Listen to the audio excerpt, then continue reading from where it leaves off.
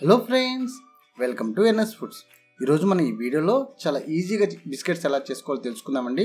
దీనికోసం మనం బటర్ కానీ ఓవెన్ కూడా అవసరం లేదు. చాలా పర్ఫెక్ట్గా మన ఇంట్లో ఉన్న వాటితోనే ఈజీగా చేసుకోవచ్చండి. ఈ బిస్కెట్స్ నోట్లో వేసుకోగానే కరిగిపోతే అంత కమ్మగా ఉంటాయండి. ముందుగా మీరు కనుక మా ఛానల్ ఫస్ట్ టైం చూసినట్లయితే మరిన్ని వీడియోల కోసం మా ఛానల్ సబ్స్క్రైబ్ చేసుకోండి. ఇప్పుడు తయారీ విధానం చూద్దాం. ముందుగా దీనికోసం ఒక బౌల్లో మనం షుగర్ పౌడర్ తీసుకోవాలండి. షుగర్ పౌడర్ని ఒక హాఫ్ కప్ తీసుకోవాలి. మనం షుగర్ని మిక్సీ జార్లో వేస్తే షుగర్ పౌడర్ అనేది వస్తుంది. అదేవిధంగా అదే కప్పుతో ఆయిల్ తీసుకోవాలండి. మనం వంటకు యూజ్ చేసే ఆయిల్ని ఒక హాఫ్ కప్పు తీసుకోవాలి. ఇప్పుడు వీటి మొత్తాన్ని మనం బాగా కలుపుకోవాలండి. వండలు అనేది అస్సలు ఉండకూడదు, బాగా మిక్స్ అయ్యేలాగా కలుపుకోవాలి. చూసారు కదా, ఈ విధంగా మొత్తం బాగా కలిసేలాగా చూసుకోవాలి. ఇప్పుడు ఇందులోనే 1.5 కప్పు గోధుమ పిండిని తీసుకోవాలండి. ఈ విధంగా 1.5 కప్పు గోధుమ పిండిని తీసుకొని ఇప్పుడు ఇందులోనే కొంచెం ఇలాచీ పౌడర్ తీసుకోవాలి. అలాగే పావు టేబుల్ స్పూన్ బేకింగ్ సోడా తీసుకోవాలండి. తీసుకున్న తర్వాత వీటి మొత్తాన్ని ఒకసారి విస్కర్తోనే మొత్తం బాగా కలిసేలా కలుపుకోవాలి.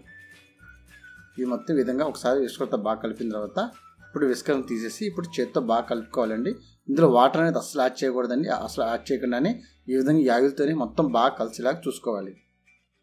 చూసారు కదా, ఈ విధంగా బాగా ముద్దలాగా బాగా ప్రెస్ చేసుకుంటూ కలుపుకోవాలి. ఇది బటర్ యూజ్ చేయకపోయినా ఆయిల్తో కూడా చాలా పర్ఫెక్ట్గా వస్తుంది, చాలా గుల్లగా కూడా వస్తాయి ఈ బిస్కెట్స్ అనేది. ఇది మొత్తం కలుపుకున్న తర్వాత ఇప్పుడు చిన్న ముద్దలా తీసుకొని ఇప్పుడు బిస్కెట్స్ రూపంలో మనం ప్రిపేర్ చేసుకోవాలండి. ఈ విధంగా చేసిన తర్వాత బిస్కెట్స్ రూపంలో మనం ప్రెస్ చేసుకోవాలి. ఇది కొంచెం మందంగానే చేసుకోవాలండి బిస్కెట్స్, లేకపోతే మాడిపోతాయి. ఇప్పుడు మనకి ఏం షేప్ కావాలో ఆ షేప్లో తీసుకోవచ్చండి. నేను 3 షేప్ తీసుకుంటున్నాను. మీరు ఏ షేప్ కావాలో ఆ షేప్లో పెట్టుకోవచ్చు. ఈ విధంగా మొత్తం రెడీ చేసుకుని ఒక ప్లేట్లో పెట్టుకోవాలి.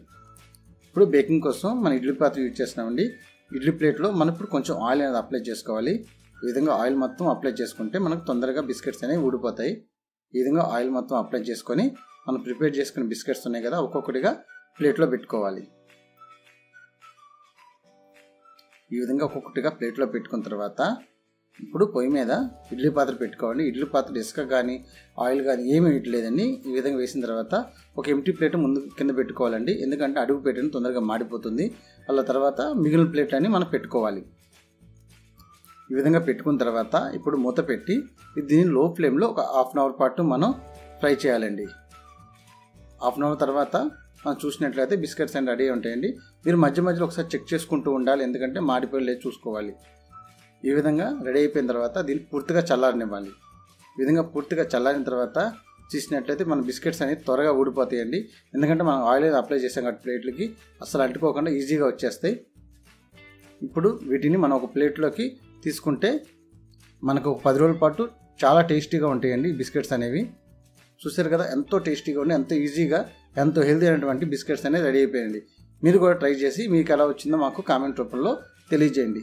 అంతే ఫ్రెండ్స్, చూసారు కదా, ఎంతో టేస్టీగా ఎంతో కమ్మగా ఉండే బిస్కెట్స్ అనేవి రెడీ అయిపోయింది. చాలా టేస్టీగా, చాలా గుల్లగా, చాలా టేస్టీగా ఉంటాయండి. ఈ వీడియో కనుక మీకు నచ్చినట్టయితే లైక్ చేయండి. మరిన్ని నా వీడియోల కోసం మా ఛానల్ అనేది మాత్రం సబ్స్క్రైబ్ చేసుకోవడం మర్చిపోకండి. Thank you for watching.